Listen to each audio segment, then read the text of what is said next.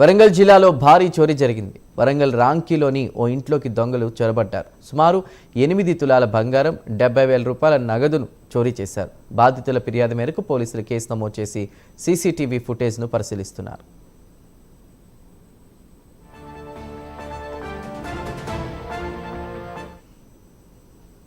మా బావలది poultry form function ఉంటే వెళ్ళాము. అక్కడ దేవతలకు చేస్తారంటే పొద్దున 11:30కి వెళ్ళాము. అక్కడ ఫంక్షన్ ఇట్లా చూసుకొని సాయంత్రం 6 వరకు ఇంటికి వచ్చాము. ఇంటికి వచ్చేలోపు తాళం బాగా కొట్టింది, లోపల బెడ్రూమ్ ఓపెన్ చేసి ఉంది, లైట్ వేసి ఉంది, మొత్తం బట్టలన్నీ చిందరవందర చేసి బీరువా నా కౌంటర్ ఒకటి ఉంటే కౌంటర్లోకి వెళ్ళి అది ఓపెన్ చేసి క్యాష్ తీసేసుకున్నారు.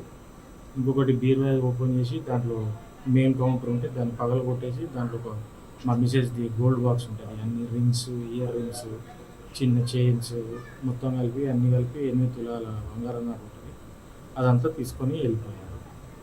క్యాష్ ఎంత? క్యాష్ అప్రాక్సిమేట్లీ 70,000 అయితే నా అంచనా. ఇంకా నేను చెక్